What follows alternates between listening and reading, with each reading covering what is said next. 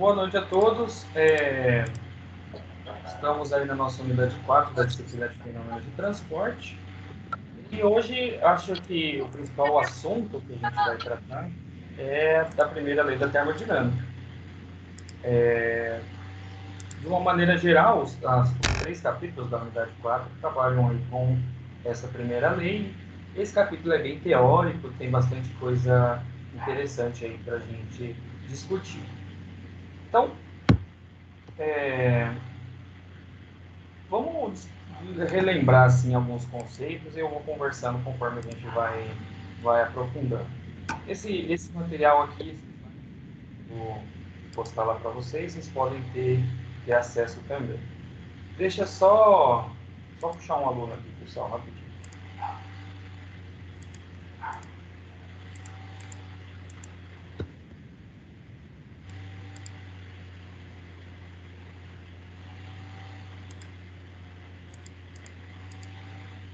Tá, então, termodinâmica é o ramo da física que estuda as relações de troca entre calor e trabalho realizado na transformação do sistema físico quando esse interage com o meio externo. Mas eu acho que a principal palavra, né, tá aqui, ó. Calor e trabalho. Quando a gente, acho que a principal ideia da termodinâmica, principalmente a gente aplicar ela em engenharia, é a gente conseguir utilizar o calor para esse calor fazer alguma coisa pela gente. Porque essa alguma coisa é justamente o trabalho. Na física, nas disciplinas de física, a gente aprende lá, por exemplo, trabalho sendo uma força que gera um deslocamento. Então, nesse sentido, a gente quer usar o calor para esse calor movimentar alguma coisa, para esse calor, de uma maneira indireta, ele fazer alguma coisa, fazer uma força pela gente. Então, por exemplo, se a gente falar de um motor a combustão, no processo da gente gerar uma centelha, uma faísca que vai, entre aspas, explodir um gás que está no cilindro do motor, e nessa explosão ocorrer um movimento de um pistão, e esse pistão vai movimentar uma máquina para a gente. Então, tudo isso é uma forma do calor ser utilizado. Ou, por exemplo, a gente utilizar o calor para vaporizar um gás, e esse gás vai ser conduzido por um conduto que vai gerar uma turbina. Então, você usou o calor para mudar de estado físico uma substância, e essa substância gira uma turbina para você. Então, não necessariamente a gente vai usar o calor de uma forma direta para movimentar o corpo, mas a gente usa o calor para transformar, igual está escrito aqui, ó, transformar um sistema físico. E aí nessa transformação é que vai ocorrer o trabalho, vai ocorrer o movimento. Então, o estudo da termodinâmica nesse sentido, da gente relacionar com o trabalho, é justamente para isso, para a gente pegar como que eu pegar essa troca de calor de um corpo para outro e como que isso pode gerar um movimento. Esse movimento vai estar aqui, ó, relacionado com o trabalho. Então, lá nas disciplinas de física, a gente estuda trabalho, energia cinética, etc. Mas, assim, nem sempre a gente estuda a causa da força. O que gerou a força? E essa geração dessa força pode ser advinda dessa transformação aqui de um sistema físico. Então, quando a gente estuda, né, leis da termodinâmica, hoje a gente vai estudar a primeira lei, a ideia é justamente essa, a gente ter uma equação que relacione calor, trabalho e o ganho de energia, por exemplo, da temperatura de um determinado sistema. Então, é sobre isso que a gente vai falar hoje. Esse aqui é o nosso objetivo, né, da nossa. Então, quando a gente começou nosso estudo, e nós começamos a falar sobre transferência de calor. E a lei zero da termodinâmica, ela é tipo assim, a lei que meio que define como o calor vai se propagar. E essa propagação é sempre do mais quente para o mais frio. Então, não tem como tirar calor do mais frio e passar para o mais quente de forma natural. Para a gente realizar isso, a gente tem que gastar energia. Então, quando a gente fala de uma geladeira, de um ar-condicionado, de uma placa de Peltier, todas essas coisas, para que aquele instrumento elétrico consiga refrigerar um determinado lugar, tem que haver um gasto energético para fazer isso, porque naturalmente isso não ocorre. Por isso que quando a gente fala de construções sustentáveis, economia de energia, sustentabilidade, essas coisas, nós queremos encontrar maneiras naturais de deixar uma edificação mais sustentável. Então, da gente conseguir, por exemplo, retardar o calor de adentrar a um ambiente e com isso economizar a energia que seria gasta, por exemplo, num ar-condicionado, ou deixar a luz natural entrar e assim economizar a iluminação. Então, tudo isso é importante na hora que a gente vai estudar essas coisas termodinâmicas, para que as coisas, que ocorra naturalmente, sempre vai do mais quente para o mais frio. Então, a primeira lei da termodinâmica, ela definiria isso. E quando ocorrer o equilíbrio térmico, aí a gente não tem mais a troca térmica. Então, nós tivemos 2 aulas, né, sobre transferência de calor, e aí, na verdade, 3, né, porque a terceira foi uma aula prática.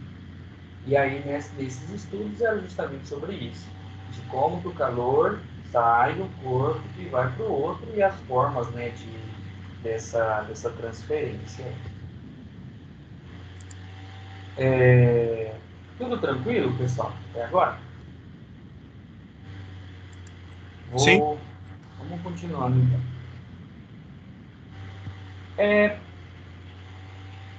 A gente vai trabalhar com equações. Então, equações são modelos matemáticos de uma coisa real. E quando a gente utiliza alguns métodos, a gente precisa fazer algumas simplificações para que aquela equação dê certo. Se vocês lembrarem lá do nosso primeiro bimestre, a gente estudou a equação de Bernoulli e em um primeiro momento a gente trabalhou com gases ideais. E aí no segundo momento é que a gente colocou a perda de carga, que seria a perda energética que ocorreria. Quando a gente vai trabalhar com esses sistemas termodinâmicos, a gente precisa também fazer algumas considerações na hora da gente equacionar. Então, por exemplo, aqui a gente tem alguns exemplos de tipos de sistema. Nosso livro trabalha sobre isso também, mas eu trouxe aqui para a gente discutir. Então, o que seria um sistema fechado?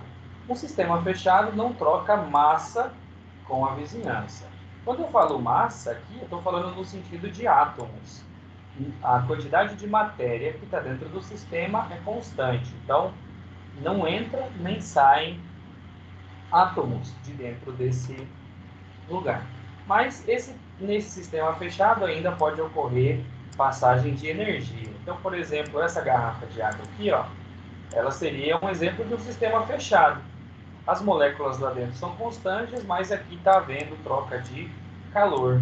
Pode estar entrando ou saindo calor, dependendo aí da situação. O sistema que ele chama aqui de isolado, em teoria, não trocaria energia nem massa com a vizinhança. Eu coloquei o exemplo de uma geladeira aqui, apesar de que a geladeira não é também perfeitamente isolada. Também meio que impossível você fazer um sistema perfeitamente isolado, porque essa geladeira ela tem a própria temperatura dela, então ela também emite radiação. Então, não é perfeito, mas assim, a gente pode fazer uma aproximação. E no sistema aberto, é um sistema em que pode haver entrada e saída tanto de massa quanto de energia. Então, eu estou definindo esses conceitos porque na hora que a gente for fazer nossas equações e tal, nós iremos utilizar esses conceitos para explicar ali o que está ocorrendo. Então, se é um sistema aberto, se é fechado, se é isolado. Então, achei interessante definir esses conceitos de sistema porque depois a gente vai utilizar isso daí. Então, isso aqui fica como se fosse um glossário, tipo um dicionário que tem alguns termos aí para vocês estudarem. Então, vamos falar da primeira lei da termodinâmica com vocês para a gente discutir. Normalmente os livros eles gostam de usar um exemplo que é mais ou menos esse aqui que eu posso conversar com vocês. Imaginem assim, ó. Acho que vou usar um mais simples. Imagina que eu tenho aqui um sistema e esse sistema ele é fechado, ou seja, ele não troca massa com o exterior, mas ele troca energia. Aqui dentro desse sistema eu vou fazer algumas bolinhas azuis que vão simbolizar algum gás, alguma coisa que está ocorrendo aqui dentro. E aí que tá, se eu fornecer calor aqui, vou colocar esse pontinho aqui, esse calor vai entrar, calor a gente estava usando a letra Q, né, pessoal, lá no conteúdo de transferência de calor. E aí, se a gente pensar, o que vai acontecer aqui dentro? Se eu estiver transferindo calor, aqui dentro, essa temperatura desse gás, desse fluido que está aqui dentro, essa temperatura vai aumentar. Nós já discutimos, assim, quando a gente fez no começo, a gente definiu o que é a temperatura, e a temperatura ela se define como o grau de agitação das moléculas. Quanto mais temperatura uma molécula tiver, mais agitada ela fica. É como se ela tivesse, na verdade, é como se a energia cinética dessa molécula aumentasse. Se ela for sólida, ela vai vibrar com mais intensidade. Se ela for líquida ou um gás, ela vai se movimentar com mais intensidade. Ela vai deslocar com mais intensidade. Então, essa temperatura que está aqui dentro, ela é associada com essa energia que está na molécula. Então, se eu coloco calor nesse sistema, que a gente está supondo que seja um sistema fechado, a gente fala que aqui dentro, devido ao aumento de temperatura, a gente fala que a energia interna, que a gente vai chamar essa energia interna de U, irá aumentar. Então, se eu dou calor, eu aumento a temperatura. Temperatura é medida em graus Celsius, em Kelvin, ele não é medida em Joule, não é uma unidade de medida de energia. Mas ela é como se fosse assim, uma manifestação da energia. Então, se eu quiser usar, tipo assim, se eu quiser falar de temperatura mais do ponto de vista de energia, aí a gente fala de energia interna. Então, a energia cinética que é associada ao movimento ali de uma molécula, de um átomo, devido à temperatura dela, a gente chama isso de energia interna. Então, se eu dou calor para o corpo, eu aumento a energia interna, ou seja, as moléculas de que esse corpo é feito vão se agitar mais fortemente. Ou, se esse corpo cede calor, a energia interna vai diminuir. Então, ele vai ficar com menos energia. Então, aqui a gente já tem dois conceitos importantes. Ó, a gente tem calor, que a gente já conhecia, né? E que se eu forneço calor, ele vai aumentar a energia interna desse sistema. Agora, vamos imaginar uma situação em que esse gás que está aqui, se esse gás pudesse se expandir. Vamos imaginar assim.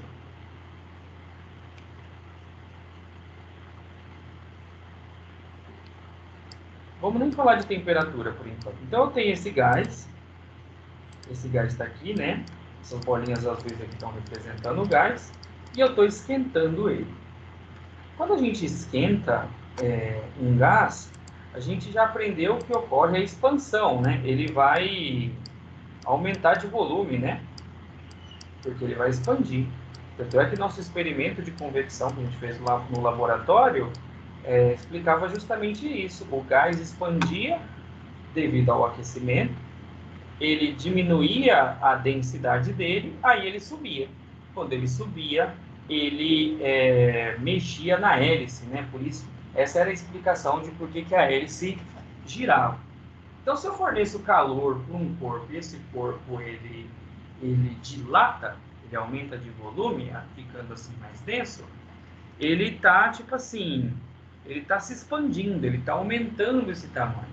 Então, se ele está, tipo assim, ele está se deslocando para se dilatar, né? Se uma molécula que estava concentrada, ela translada, ela anda um pouco, tipo assim, né? Ela tem um deslocamento e, de acordo com as leis de Newton, né?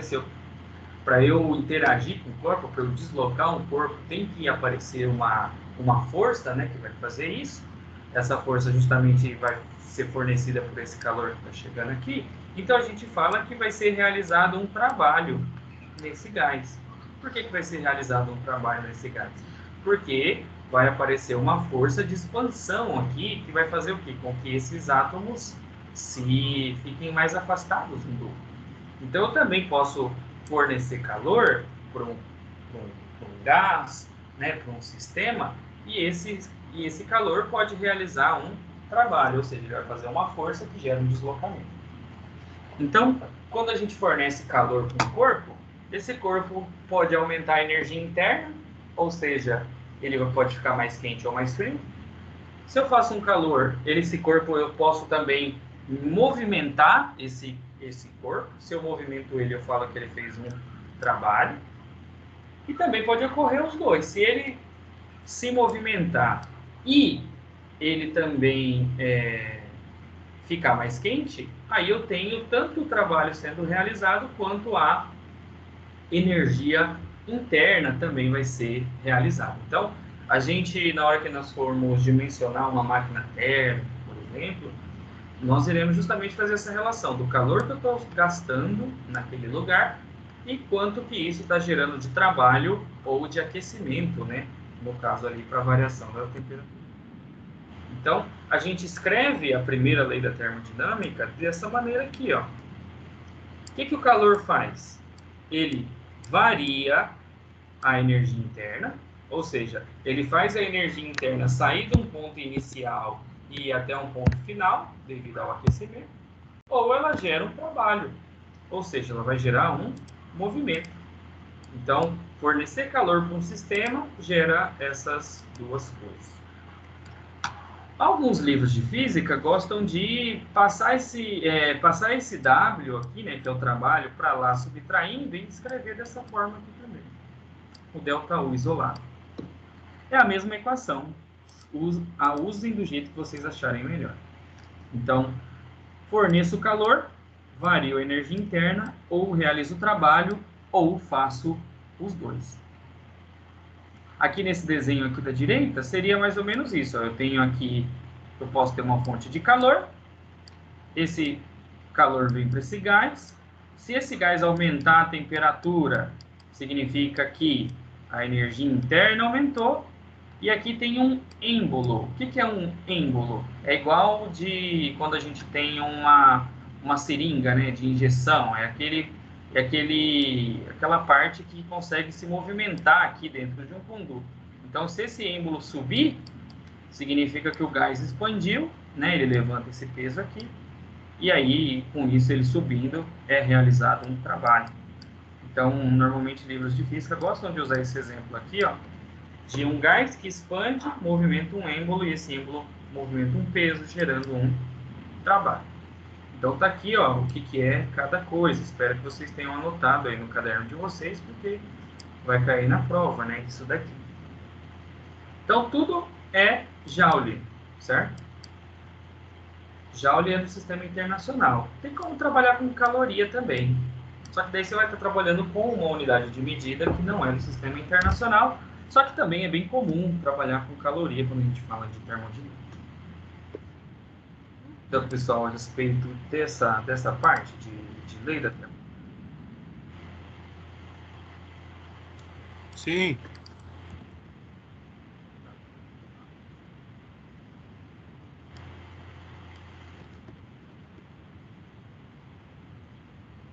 O pessoal que fica chamando. Beleza. Então, normalmente, um pistão de uma máquina térmica, normalmente tem essa cara aqui, ó. Esse aqui é um print do nosso livro, né? Então, aqui já tem uma cara melhor, né, do que é um motor ou uma máquina térmica. Então, a gente tem os bicos injetores que injetam o gás, a gente tem a vela que vai fazer vai, tipo assim, pôr fogo nesse gás que vai se aquecer, vai se expandir, né? Vai ter uma reação química. Nisso ele movimenta esse êmbolo e aí tem um braço, né? Mecânico aqui. Isso aqui vai ficar subindo e descendo e movimentando esse braço. Isso aqui, então, pode ser conectado em diversas coisas. Então, a lógica é essa. Injeta aqui um gás, põe uma faísca, explode esse gás, ele expande, e nessa expansão ele empurra o pistão, que esse pistão movimenta aí esse braço mecânico, movimenta engrenagens, movimenta. Então, isso aqui fica movimentando constantemente num movimento de subida e descida. Então, no nosso carro é assim, mas a gente pode ter qualquer outra máquina térmica que o princípio de funcionamento dela seja térmico, então vai ser assim. Então, todas as coisas que funcionam com combustível, né, com gasolina, com diesel, com coisas assim, vai ter um sistema desse parecido com esse dentro dele. A outra opção é sistemas elétricos, né? Aí o que vai gerar o movimento vai ser uma bobina, que funciona por indução eletromagnética. Daí não é o objetivo dessa disciplina, mas vocês também vão estudar aí motores elétricos em outras disciplinas. Mas aqui é para a gente ter a noção de como que é o funcionamento de um motor de combustão. Então, o trabalho é realizado devido à expansão de um gás. No YouTube tem muitos vídeos legais que ilustram esse movimento aqui. Então aqui é só para ilustrar aquilo que eu estava falando para vocês. Ó. Se o sistema é fechadinho e não tem como expandir o gás, o calor só vai gerar esse ΔU. Agora, se tiver como esse pistão aqui, né, subir e descer, e aí também ocorreu o aumento da temperatura, então eu poderia, né, ter a soma das duas, né, que vai ser igual ao calor fornecido. Então, uma coisa que a gente precisa tomar cuidado, né, e prestar atenção é que, tipo, se não ocorrer o trabalho, ou seja, não tiver expansão do gás, todo o calor é convertido em mudança de temperatura. Se tiver como eu ter esse movimento, por exemplo, de um pistão, então o calor vai gerar trabalho. Se esse trabalho aqui ocorrer numa temperatura constante, esse ΔU aqui, ó, vai ser zero. Não vai ter variação da energia interna. Por que na energia interna a gente fala variação? Porque todo corpo, todo átomo, ele já tem a energia interna dele. Então, o que a gente está interessado aqui vai ser na variação que vai ocorrer devido a esse fornecimento de calor. Por isso que o ΔU está com a letra delta aqui, né, que indica variação. Então, fiquem atentos nessas possíveis pegadinhas. Não mudou a temperatura, eu já sei que esse ΔU aqui é zero. Ó. Se não mudar a temperatura, esse ΔU é zero. Esse ΔU é zero. Se não ocorreu o movimento, quem é zero é o trabalho. Não tem nenhuma fonte externa de energia, então quem é zero é o calor. Então, tudo isso a gente vai descobrir fazendo a interpretação, né, dos problemas que vão ser apresentados aí para a gente. Agora, cada uma dessas parcelas aqui, ó, desse Q, desse ΔU e desse W, que é o trabalho, todos eles têm as suas próprias equações. Então, como que eu sei o tanto de calor que eu estou dando para um corpo? Então, a gente tem as equações sobre isso. Como que eu sei a variação da energia interna? Eu tenho equações que medem isso. Como que eu sei o trabalho? Também tem uma equação que mede trabalho. Então, a gente vai aprofundar a primeira lei da termodinâmica conhecendo a equação de cada uma dessas parcelas. Então, vamos falar primeiro de calor. Pessoal, calor, esse aqui, ele pode, tipo assim, ele pode gerar duas coisas. Ele pode fazer a temperatura do corpo variar, ou ele pode fazer o corpo mudar de fase. O que é mudar de fase? Passar de sólido para líquido, de líquido para gasoso, de gasoso para líquido, de líquido para sólido. Então, essas que são as mudanças de fase. Ou variar a temperatura, esquentar ou esfriar o corpo. O que é interessante nesse caso? Esses dois aqui, ó, não ocorrem ao mesmo tempo. Então, por exemplo, se eu quero vaporizar uma água, eu quero fazer a água entrar em ebulição. Então, eu tenho que, se a água, vamos supor que a água esteja a 20 graus, e a água entra em ebulição a 100 graus. Então, eu vou ter que mudar a temperatura até ele chegar em 100 graus. Quando ele chegar em 100 graus, aí vai começar a ocorrer a mudança de fase. Então, o calor que está sendo fornecido vai ser usado para fazer aquela água entrar em ebulição. Só depois que ela inteira vaporizar, é que eu consigo voltar a aumentar a temperatura dela, no caso do vapor de água. Então, meio que assim, vamos supor que a gente esteja a nível do mar, não tem como eu ter água líquida naturalmente, assim, num espaço aberto, a mais de 100 graus Celsius. 100 é o limite. Para que eu consiga manter a água líquida acima de 100 graus, eu tenho que fazer outros processos. Um desses processos é aumentar a pressão. Então, a panela de pressão funciona justamente desse jeito. Ela consegue, como ela é de pressão, ela consegue manter a temperatura interna, devido à pressão, ela consegue manter a água líquida a mais de 100 graus. E isso que ajuda a cozinhar os alimentos. Então, a gente vai usar essa equação se for para esquentar ou esfriar, e essa equação se for para mudar de fase algum corpo. Então, vamos aprofundar. A quantidade de calor que eu vou gastar, medida em joule, vai depender do quê? Da massa do corpo. Ou seja, quanto mais massa o corpo tiver, né, mais calor eu vou gastar. Outra coisa também depende da temperatura. Ou seja, quanto mais temperatura eu quero mudar, né, eu gasto mais calor também. E aí a gente tem a letra C aqui, que é uma constante chamada calor específico. O calor específico, ele é uma constante do material. Então, cada material tem um calor específico. Tem materiais que é fácil esquentar, como, por exemplo, os metais. Tem material que é difícil de esquentar. Então, você tem que dar bastante calor e o corpo demora para esquentar. A água é um exemplo desse. Você tem que dar bastante energia para conseguir mudar de temperatura a 1 grau Celsius, por exemplo. Então, uma das definições que são utilizadas no calor específico, né, que é esse C, é a quantidade de calor necessária para que o corpo varie 1 grau, 1 grama de sua massa.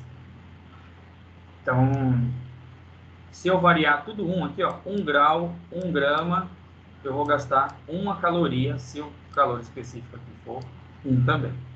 Então, é uma constante que cada material tem assim. Então, dessa relação aí, a gente pode calcular diversas coisas diferentes, né? Depende do que você está interessado.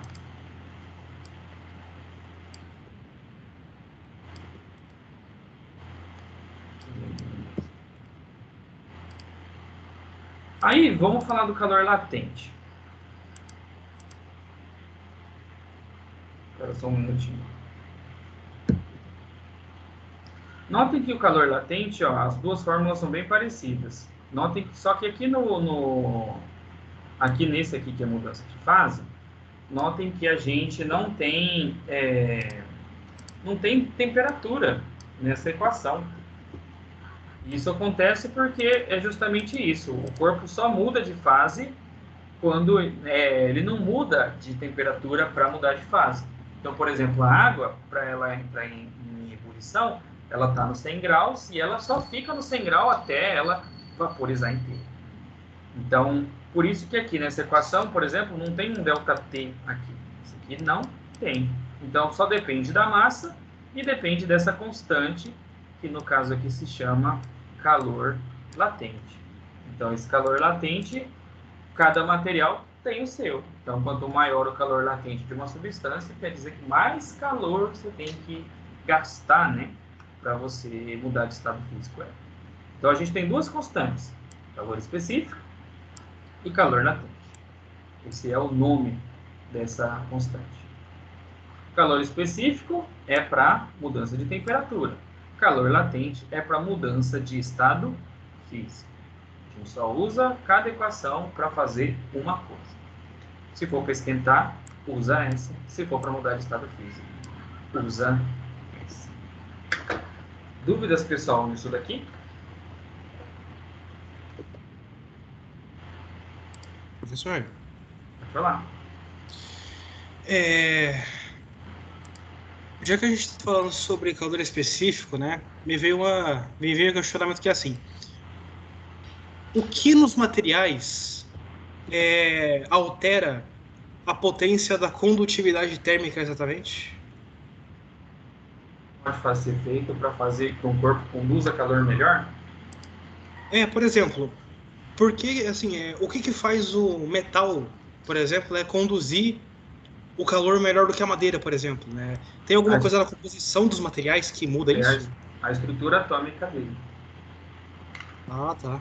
Então, cada material ele tem uma organização atômica, de onde que ficam os prótons, onde que ficam os elétrons, e como que os prótons e os elétrons de cada átomo conecta com o átomo do lado. E aí tudo isso facilita ou não de ter, por exemplo, a vibração, que é a transferência de calor por condução. Então, os metais conduzem calor melhor porque a organização atômica deles é do tipo que favorece a vibração. Então, materiais que não têm essa propriedade, eles não vão conduzir calor melhor. Então, tudo isso, tudo que manda é lá na tabela periódica mesmo, de como que esse átomo vai se organizar, que tipo de estrutura atômica que ele tem, e isso que vai definir. Certo? Certo, professor. Mais alguém?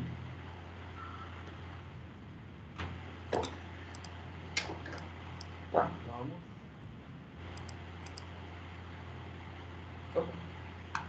Então, vamos fazer um exercício aí para ilustrar. Vou fazer com vocês, tá? Porque a gente não fez nenhum exercício desse e talvez ele possa ser um pouco confuso. Ó, calcule. Calcule.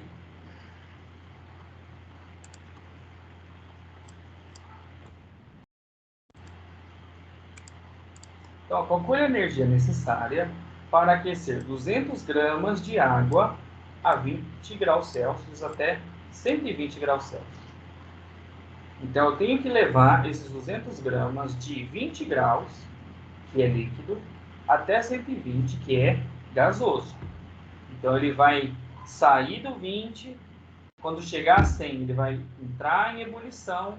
Depois que ele ebulir tudinho, aí de 100 até 120, sendo um gás já, né, sendo vapor, eu vou continuar fornecendo calor e ele vai até ele chegar nesses 120 graus. Então a gente quer saber a energia que vai ser gasta, quantos joules vão ser gastos para fazer isso. O exercício ele deu os valores de calor específico da água. Então, é 1 caloria para cada grama, para cada grau Celsius, o calor específico, que é o de mudança de temperatura, e o calor latente de vaporização dele é 540 calorias por grama. Ou seja, se eu quiser evaporar 1 grama, eu gasto 540 calorias. Essa é a energia que eu tenho que dar. E aqui, se eu quiser variar 1 grau Celsius, 1 grama, eu tenho que dar 1 caloria. Então, notem que é gasto muito mais energia, 540 vezes mais energia, para eu vaporizar 1 grama de água, do que se eu só quisesse esquentar 1 grau.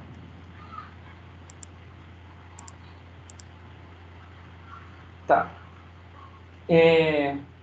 vamos resolver esse exercício no sistema internacional? Então, vamos fazer essas transformações aqui. Ó. A gente vai passar o calor específico e o latente para a unidade do sistema internacional. Essa transformação aqui, ó, de caloria e joule, essa aqui é importante que vocês tenham no caderno. Então, uma caloria vale 4,184 joules. Então, essa é a quantidade de energia que está contida em uma caloria, se eu quiser representar em joule.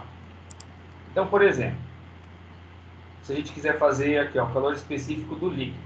Então, uma caloria grama grau Celsius, tiro caloria, coloco 4,18 e já fiz a transformação. Então, aqui, ó, 4,18 joules por grama para cada grau Celsius, por exemplo. Né? Só tiro caloria e coloco o valor. Se eu quiser passar para quilograma, em vez de só grama, o que é quilograma? Quilo é multiplicar por 1000. Então, por exemplo, aqui, ó, que é só grama, se eu quiser fazer isso virar quilograma, notem que aqui, ó, para não mudar a matemática, multipliquei em cima e embaixo por 1000, para não mudar. Só que aqui embaixo tem o K, né, que eu quero. Então, eu vou fazer 1000 vezes esse daqui, e aqui eu deixo esse K junto com esse G. Então, dessa forma, fica que o calor específico é 4.184 joules para cada quilograma de água, se eu quiser mudar 1 grau Celsius. Essas transformações, pessoal, não fiquem assim, muito preocupados em fazê-las, né? Mas, assim, já está aqui o fator de conversão. Então, esse aqui é o calor específico da água em joule por quilograma grau Celsius. E aqui em cima é o calor específico da água em caloria grama grau Celsius. Na hora de resolver o exercício, pessoal, vocês podem usar qualquer uma das duas constantes. É só cuidar com as unidades. Se vocês resolverem tudo em caloria, e aí no final pedir para transformar para joule, por exemplo, dá para fazer regra de 3, por exemplo, igual aqui. Ó. Aqui seria tipo uma regrinha de 3 que poderia ser feito, da gente pegar, tipo assim, a quantidade de energia, tantos joules, e fazer essa transformação. Então, por exemplo, aqui, ó, aqui em cima na esquerda, uma caloria, 4,184 joules. Então, dá para fazer essas transformações também. E se fosse do calor latente? O calor latente é 540 calorias por grama. Se eu tiro a caloria e coloco 4,18 joule, já transformei, vai ficar joule por grama. Ah, esse grau Celsius aqui não tem, deixa eu tirar.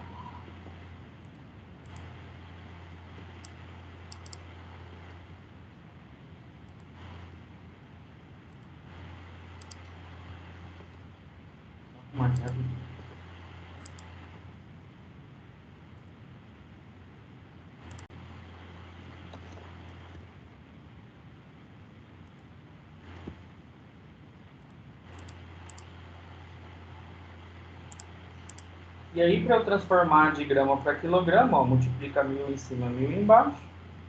Então, fica todo esse valor aqui, ó, do calor latente de vaporização. 2,25936 vezes 10 a sexta joule por quilograma. Então, essa é a quantidade de joules que seriam gastos para eu vaporizar 1 quilograma de água. Então, é bastante joule para evaporar 1 quilo de água. E seria 1 litro, né? E aí depois, de novo, quando ele chegar nos 100 graus, ele vai precisar chegar até 120 como vapor. E aí, eu até vou colocar aqui no enunciado que calor específico do vapor é C igual 0,5. Eu já vou arrumar ali, tá, pessoal, para ficar certinho para vocês verem. Grama grau Celsius.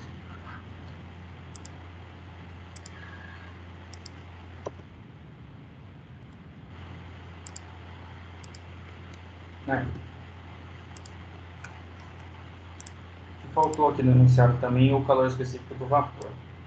O vapor de água, é meio. Então, transforma igual transformou ali, ó. O vapor, meio caloria grama grau Celsius, multiplico por 4,18 vira joule. multiplico em cima e embaixo por 1000, vira joule por quilograma. Então, calor específico do vapor, deixa eu arrumar aqui, do vapor, é 2092 aí. 2092 joules por quilograma, ou seja. Então agora a gente consegue calcular. Então a gente vai calcular de 20 graus até 100 graus. Quando chegar em 100, a gente calcula o quanto que é para vaporizar, depois vai de 100 até 120. Então, por exemplo, ó, calor específico para esquentar de 20 até 100. Aqui, ó, que é igual a MC, delta T. E aqui, de 20 até 100 é água líquida. Então, eu uso C líquido. Então, ó, 0,2 é a massa, porque a gente está usando o coeficiente aqui, ó, em quilograma, né? Então, a massa aqui tem 100 kg. E aqui o delta T, que é a temperatura final menos inicial. Como eu estou indo de 20 até 100, ó, fica 100 menos 20. Ou seja, 66.944 joules serão gastos para eu esquentar 200 gramas de água, fazendo variar aqui, né, 80 graus Celsius. Depois a gente faz o calor latente para vaporizar. Então, vaporizar, né, que é mudar de líquido para gasoso, a gente usa esse daqui, igual a ml. Então, é 0,2 vezes o calor latente que a gente calculou aqui na esquerda. Então, daria esse valor aqui. E aí, por último, para passar de vapor, de 100 até 120. Então, daqui de novo a variação, né? Então, isso aqui daria 8.360. Então, a energia total que foi gasta seria a soma de todos. Então, para eu passar 200 gramas de água de 20 graus até 120 graus, vão ser gastos 527.184 joules. Entenderam esse exercício, pessoal? A parte das transformações aqui só foi demonstração. Se vocês forem na internet, tem todas essas constantes aqui dos calores específicos e latentes de diversos materiais.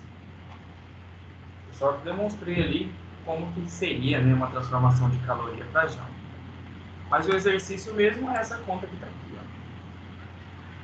Então, se, por exemplo, isso aqui tivesse, por exemplo, essa água tivesse valores negativos, então eu ia ter que calcular para tirar ela do gelo até a temperatura de 0 grau, depois eu ia ter que calcular para descongelar ele ali no 0 grau, aí eu ia de 0 até 100 e depois de 100 até 120. Então eu ia aumentar mais parcelas aí se a gente estivesse, por exemplo, fazendo mudanças de todos os estados físicos aí, por exemplo. Então, anotem aí, pessoal, para vocês, quando vocês forem estudar para a prova, para vocês irem atrás. Anotem aí, estudar sobre mudança de estado físico, né? Sobre calor latente e calor específico. Estudem sobre isso, porque isso é uma das questões que vai cair na avaliação de vocês. Que é justamente essa transformação aí. Dúvida, pessoal? Eu sei que comigo fazendo, assim, eu já estou fazendo mais direto e tal, mas... Professor, Oi, pode falar. o que o senhor falou para anotar que eu estava escrevendo a conta aqui e eu não ouvi direito? Não, para vocês pesquisarem depois, como reforço mesmo, para vocês estudarem sobre isso daqui que a gente está estudando, calor latente e calor específico. Ah, tá. Beleza. No YouTube vai ter muitas resoluções de exercícios sobre isso daí. Estamos buscando alguém com uma brincadeira. Beleza, obrigada. Tá, tem gente que... Tá. Então, aprendemos como que a gente calcula o Q lá da equação da primeira lei da termodinâmica. Agora vamos como que a gente calcula o U, que é a energia interna. Professor, volta lá rapidão que eu estava copiando, mas eu vou tirar uma foto.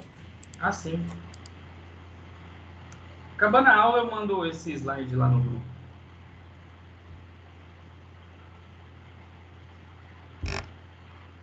Beleza? Beleza.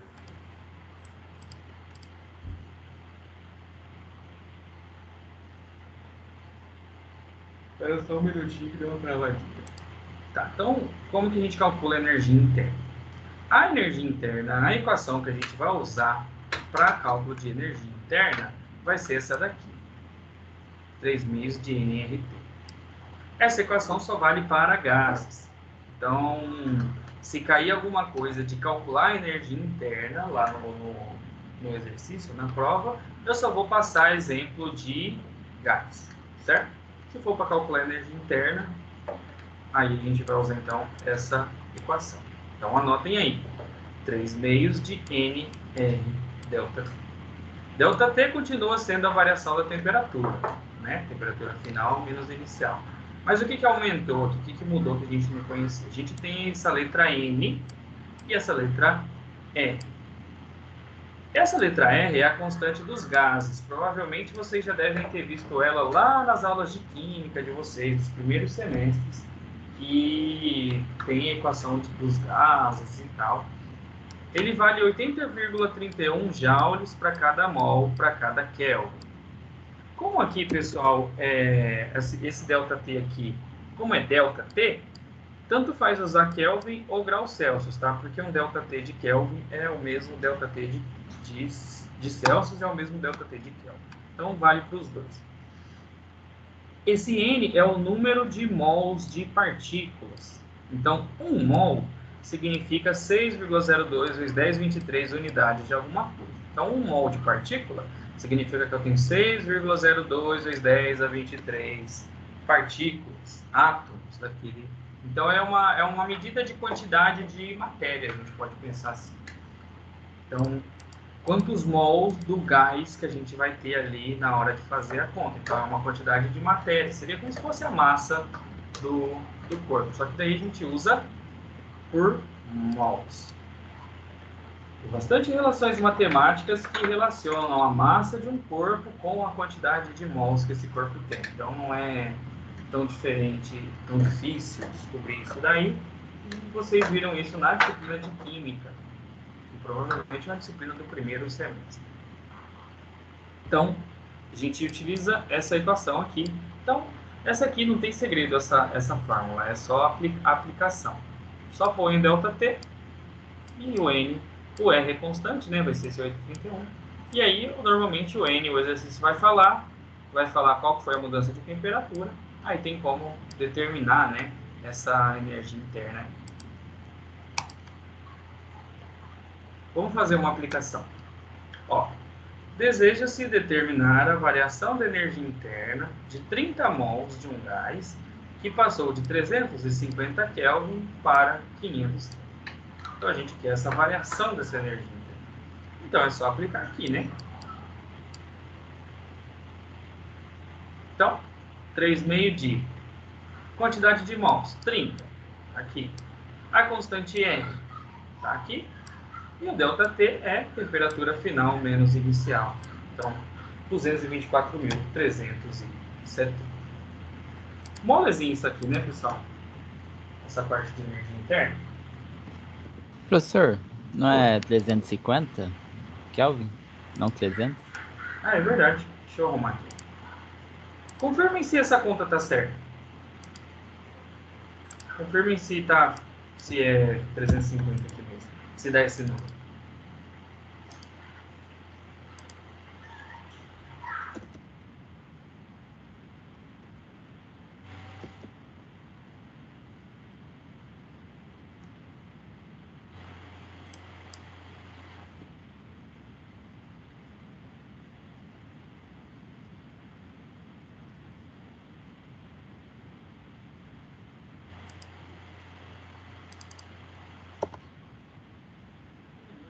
R$ 56.092.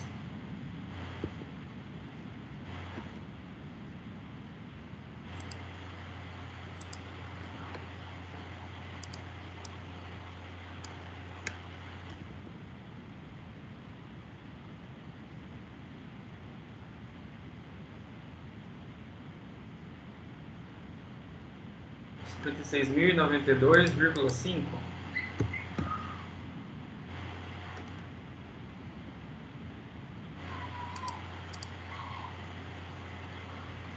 Vejam se dá esse valor.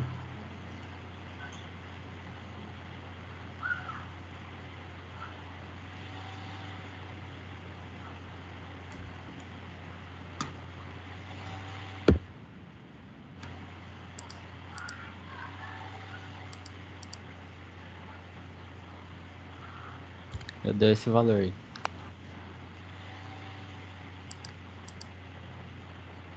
Deixa eu só pegar uma água e já volto, pessoal.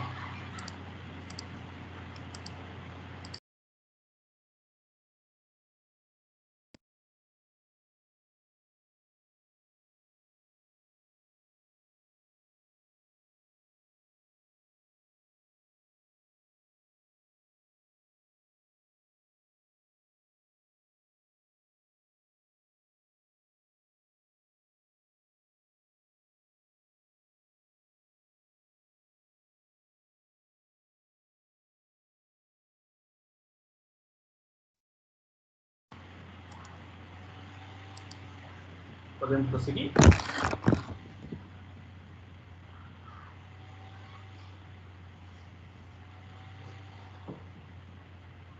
Tá.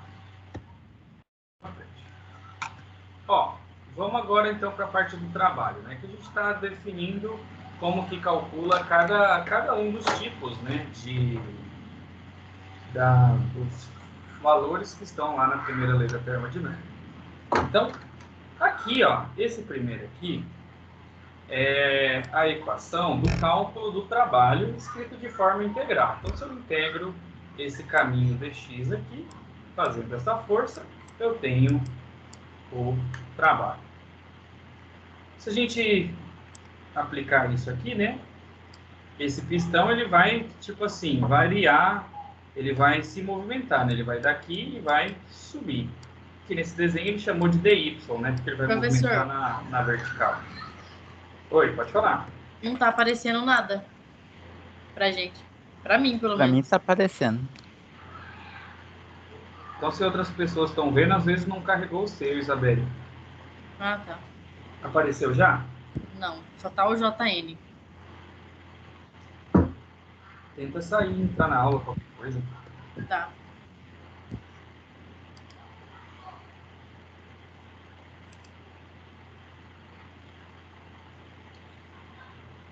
Tá. Como a gente está trabalhando com fluido, e aí desde o primeiro bimestre a gente já discutia que a gente não estava tipo assim, a gente não estava fazendo os exercícios falando de força.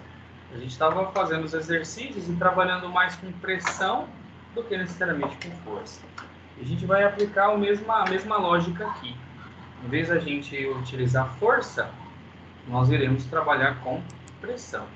Então, a equação que a gente aprende, né, de pressão, por exemplo, é que a pressão é a força exercida numa área.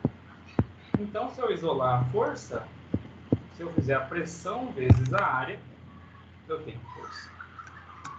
Então, foi essa lógica que foi aplicada aqui. Pressão vezes a área, vezes aquela movimentação ΔX ou ΔY, depende aí do sentido, né, que você está analisando. E aí que tá. Se eu pegar a área da base e multiplicar por uma altura, eu vou ter um volume, né? A área da base vezes uma altura, eu tenho volume. Então, nesse cálculo desse trabalho, eu pego essa área vezes esse ΔX e troco por V. Então, o trabalho dentro de um pistão, igual esse daqui, vai ser calculado como P vezes dV. Então, se essa pressão for constante, eu integro dV, volume final vezes volume inicial, e aí então a gente fica com essa equação aqui para calcular o trabalho. Então, anotem aí que essa que vai ser a equação que a gente vai calcular aí, né? Vai ser a principal equação para a gente calcular o trabalho. Pressão vezes variação de volume. O que é a variação do volume? Essa variação aqui, ó, de volume do pistão, porque na hora que ele sobe e desce, né, fica variando aquele volume interno. Se essa pressão que está aqui for variável, aí muda um pouco a resolução dessa integral. Então ela vai ficar mais trabalhosa aí um pouco.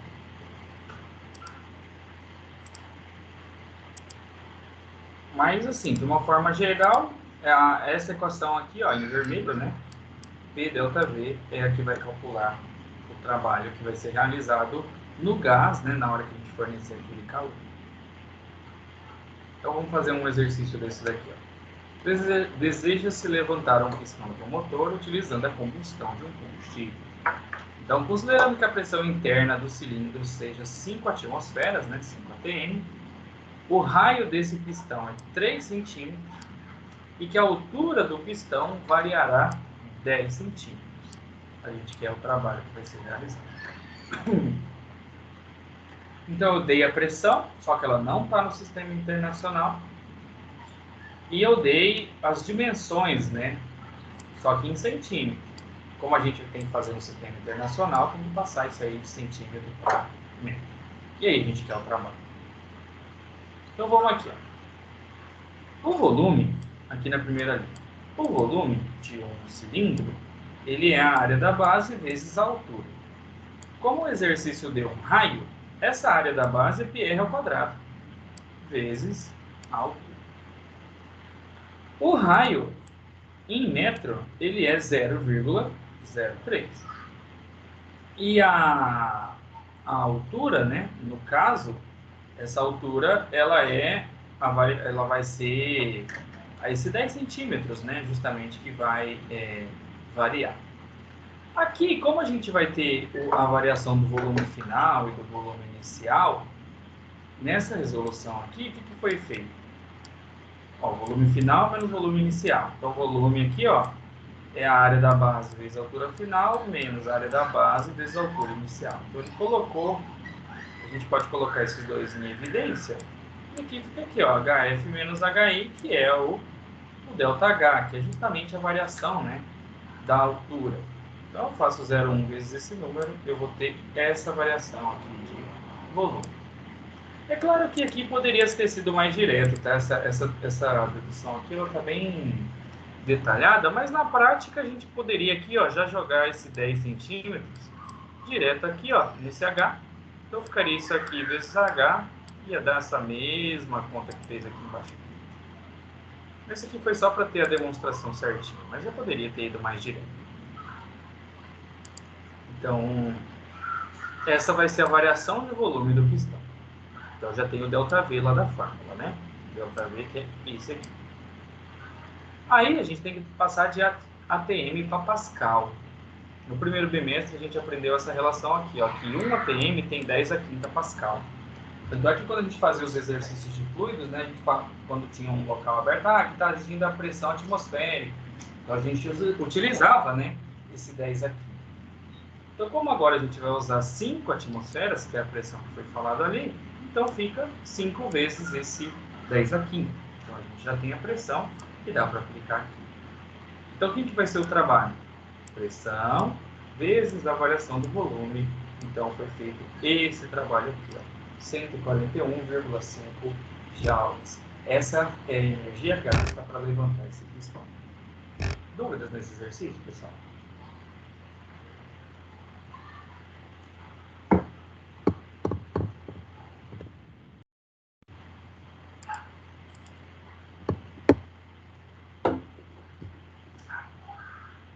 Beleza. Então, vamos continuar. Então, a gente pode agora... aqui tem uma parte teórica, depois vocês podem dar uma lida. Eu quero, antes da gente juntar todas as fórmulas, deixa eu só arrumar um negócio aqui. A gente pode fazer algumas discussões. Deixa eu só arrumar aqui um negócio.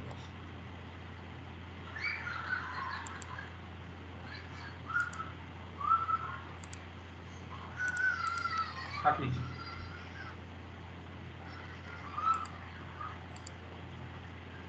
Pessoal, vamos emendar um intervalo e terminar mais cedo um pouquinho? Hoje eu não tô muito legal. Pode ser? Bora. Pode ser. Ótimo. Sim, pode ser sim. Então tá.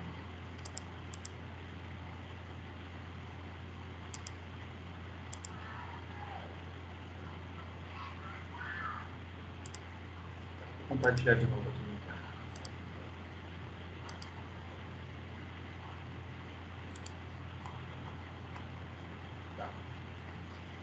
Então, o nosso capítulo 4.1, ele faz algumas definições sobre leis de conservação de energia.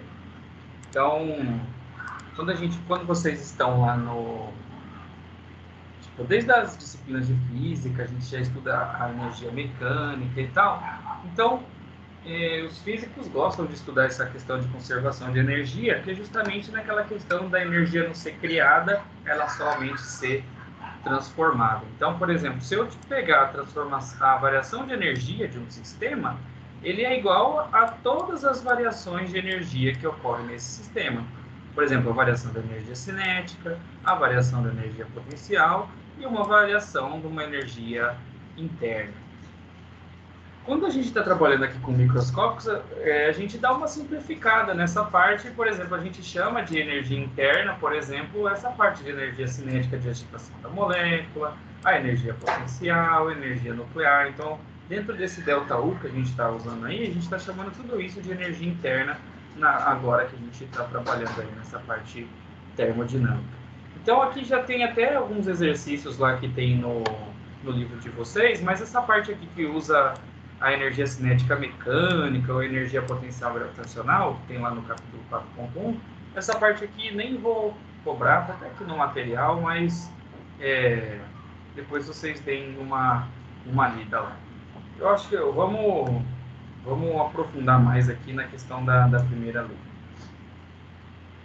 Então, a gente pode aprofundar nessa questão de trabalho, calor e variação da energia interna, justamente assim, do que seria um trabalho positivo, por exemplo, ou um trabalho negativo, ou o que seria um calor positivo ou um calor negativo, ou uma energia interna positiva e uma negativa. Então, se a gente variar o volume positivamente, aumentou o volume, trabalho positivo. Se a gente diminuir o volume, trabalho negativo. Então, essa expansão e compressão do gás meio que vai variando positivamente e negativamente o trabalho. Em relação ao calor, se o sistema absorver calor, calor positivo. Se o sistema perder calor, calor negativo. E a energia interna, esse aqui também já explicou, né? Se ele aquece, temperatura interna aumenta. Se ele esfria, temperatura interna diminui. Então, isso aqui a gente pode fazer algumas interpretações de sinais, né? De quando que a gente vai analisar essas coisas. Então, assim, a gente, vamos fazer um exercício que junte tudo, né? Isso aí que a gente vai analisar. Deixa eu só admitir mais uma vez.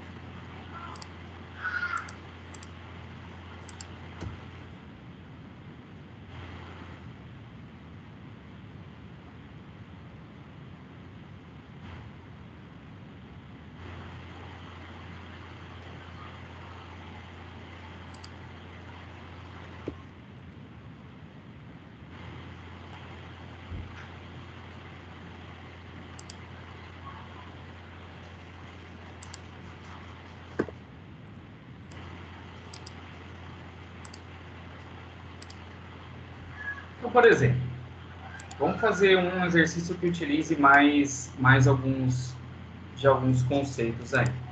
Então, por exemplo, ó, a gente quer converter 1 kg de água a 100 graus em vapor, na mesma temperatura e pressão atmosférica. Ele deu o valor da pressão. Ele falou o valor da variação do volume, aqui, e ele disse que esse aqui é o volume inicial, né? E aí ele vai variar essa quantidade aí. E aqui foi dado o calor latente de vaporização, que é aquele que a gente utilizou ali no exercício anterior, né? Então, na letra A, quer saber o trabalho. Trabalho, a gente já viu aqui, ó. Trabalho, pressão vezes variação do volume. Como o exercício falou que a pressão era a pressão atmosférica, então já foi dado ali no enunciado. Pressão, 1 vezes 10 à quinta.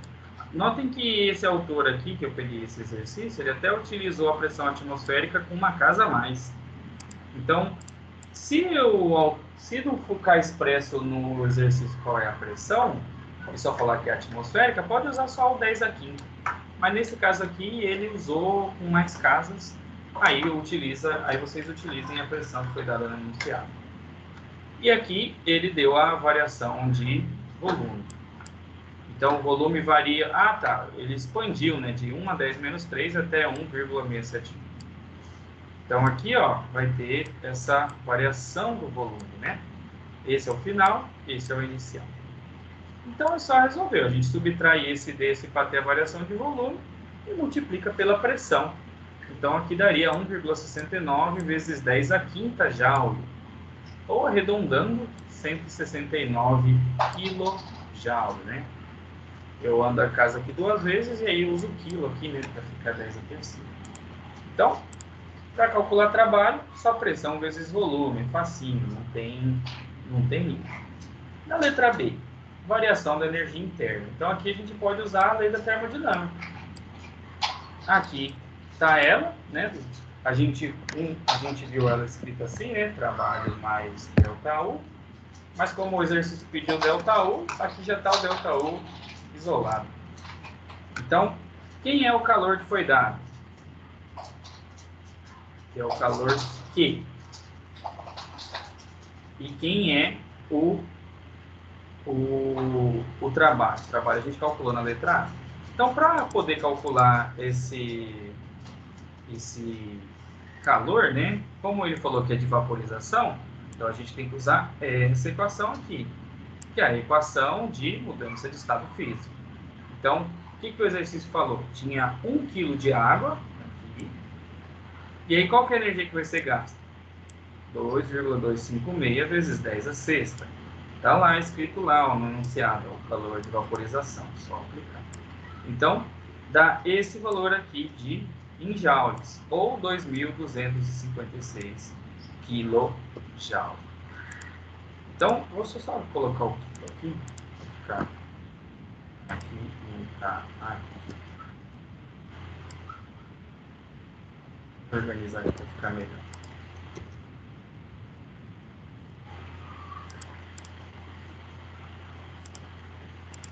Então, a gente calculou o calor, na letra A calculou o trabalho, e aí aplica aqui na primeira lei e descobre a variação, né, da energia interna. Então, nós fizemos um exercício que a gente calculou a variação da energia interna por 3,5 de RT, mas se eu tiver o calor e o trabalho, eu também consigo calcular essa variação de energia interna utilizando a primeira lei da termodinâmica. Então, esse seria um exemplo de um exercício que utilizaria desse conceito, né, se a gente fizesse dessa forma. Entenderam, pessoal, esse exercício? Sim. Vou fazer mais um. Ó, a gente tem uma transformação por um gás ideal, o volume e a temperatura variaram conforme esse gráfico. Então, olhem o volume, ó, foi de 5 para 10. Então, quanto que é o ΔV aqui?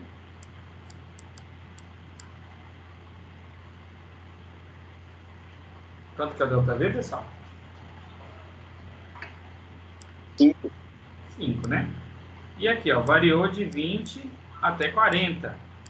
Então, esse aqui é o ΔT. Quanto que é o ΔT? 20, né? Aqui está em Kelvin. Então, beleza, ó. Quem é o trabalho? Quem é o trabalho? Trabalho é P vezes ΔV. ΔV é o final menos o inicial. A pressão, vamos ver. Ele deu a pressão aqui, ó. 20 newtons por metro quadrado. Newton por metro quadrado, pessoal, lembra lá do primeiro bimestre, né? É a mesma coisa que Pascal. Então, a pressão é 20. Então, 20 vezes isso aqui, está aqui calculado o trabalho. Está aqui calculado o trabalho. Aí, deixa eu só arrumar aqui, né? Deixa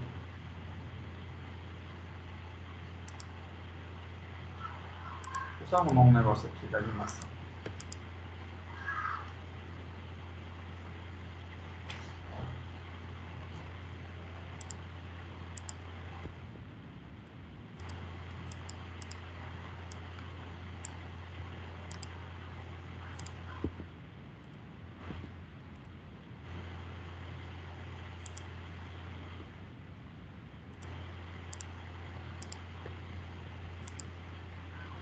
Aqui, tá. Então, aqui em cima, calculamos aqui, né, o trabalho. Eu tive a variação do volume com a pressão, calculei o trabalho, 100 joules. Aí, ó, continuando o enunciado aqui, ele falou que na transformação, ó, o gás absorveu 250 joules de calor. Então, ele já deu o calor aqui, ó. 250 joules é Q. Então, eu tenho o Q e o W, consigo determinar a variação de energia interna. Então, só pegar o calor menos o trabalho. Então, a variação de energia interna desse gás aí, né, foi de 150 joules. Tranquilo? Esse aqui também, pessoal? Mais simples que os anteriores.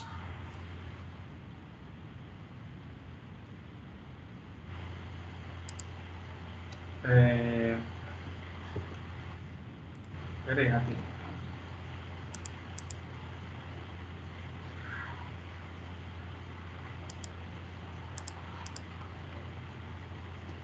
Ó, vamos nesse aqui. A energia interna de um sistema aumentou 400 joules quando absorveu 600 de calor. Então, foi dado 600 joules de calor e aí a energia interna aumentou 400 joules. Então, ele está perguntando se foi realizado um trabalho sobre o sistema ou se foi o sistema que realizou o trabalho. Então, entra naquelas definições lá. Ele meio que está perguntando se o trabalho foi positivo ou não.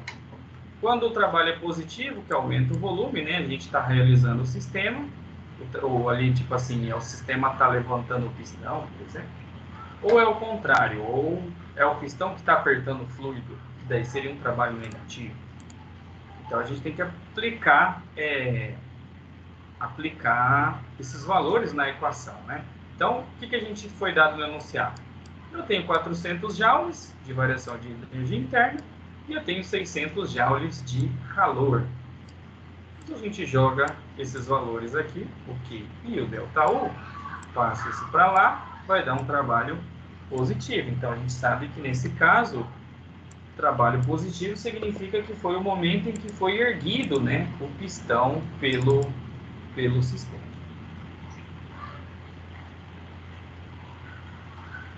Entenderam a lógica disso aqui? Tranquilinho, né? Sim. Tá.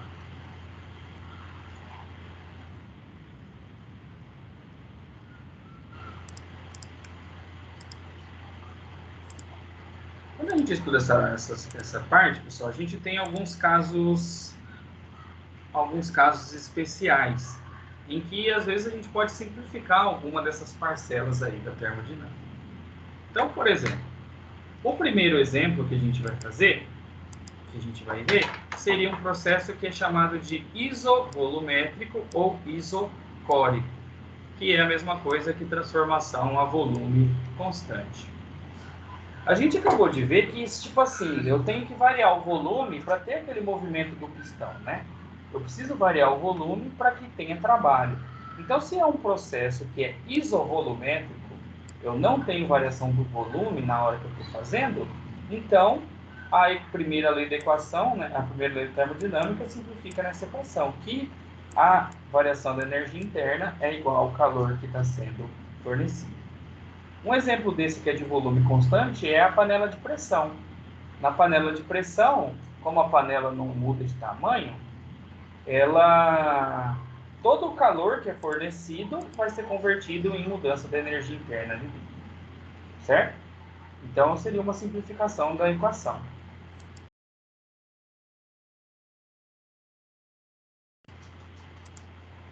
Então, não muda nada, é só tipo assim, uma questão de teoria para vocês ficarem atentos na hora de fazer o exercício. Se for o volume, não sei o que, durante o enunciado falou, e o volume ficou constante. Ou, ocorreu um processo isovolumétrico. A palavra iso significa igual, então de mesmo volume. Ou isocórico também é um termo que é utilizado. Então, simplifica a equação, simplesmente coloca trabalho como zero. A gente tem também os processos que são isotérmicos. Os processos isotérmicos, a temperatura que é constante. Então, por exemplo, aqui, ó, ele deu um exemplo do êmbolo movimentando lentamente. Então, se não mudou a temperatura, então a gente não tem variação da energia interna. Então, a gente fala que todo o calor é convertido em trabalho e vice-versa. Então, o calor que for fornecido aqui movimenta o pistão comprime o fluido. Então, todo o calor vira trabalho, se eu considerar que não mudou a temperatura interna. Aí nós temos processos adiabáticos. Processos adiabáticos, a gente fala que não é fornecido calor na hora do processo. Então, normalmente isso ocorre quando ocorre tão rápido que não dá tempo de absorver ou transferir calor tanto de dentro para fora ou de fora para dentro. Então, quando é um processo adiabático, é considerado que não ocorre troca de calor. Então, é a própria temperatura interna que está dentro do fluido que vai ser responsável em realizar o trabalho, por exemplo. Ou o trabalho consegue mudar a temperatura interna do sistema. Okay.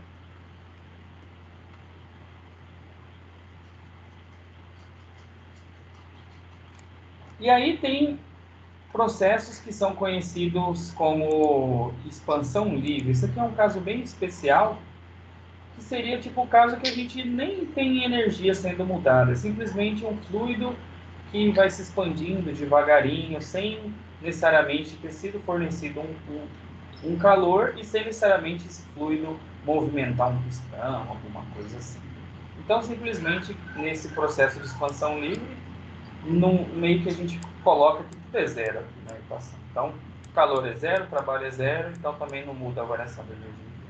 Esse seria um caso de expansão livre. Um fluido que simplesmente se expande sem movimentar nada, se expande devagarinho.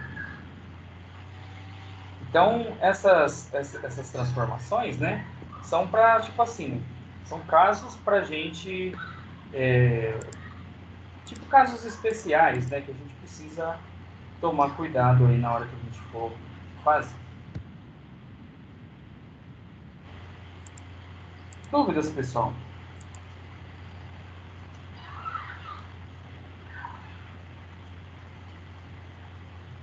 Então tá, eu vou compartilhar o slide lá com vocês, lá no grupo. Procurem dar uma olhada no final dos capítulos do livro e durante, que tem bastante exercício lá que dá para ser feito. O próprio portal, na hora que vocês forem fazer, tem bastante exercício dessas transformações, também dá para vocês fazerem. No YouTube tem bastante coisa, então deem uma procurada para vocês fazerem mais exercícios, estudem a teoria, isso é bem importante. E aí, semana que vem, vai ser então nossa apresentação do seminário. Nossa aula vai ser presencial lá na Uni. Levem jaleco, tá, pessoal? Tem que estar de jaleco para assistir a aula lá dentro do laboratório. Caso vocês não tenham jaleco, leva uma camisa de manga ou leva, sei lá, um agasalho, leva alguma coisa para colocar por cima, mas não vão sem nada, tá? Levem alguma coisa lá, pelo menos, para disfarçar. Vou encerrar a gravação e boa noite a todos. Qualquer dúvida me procure.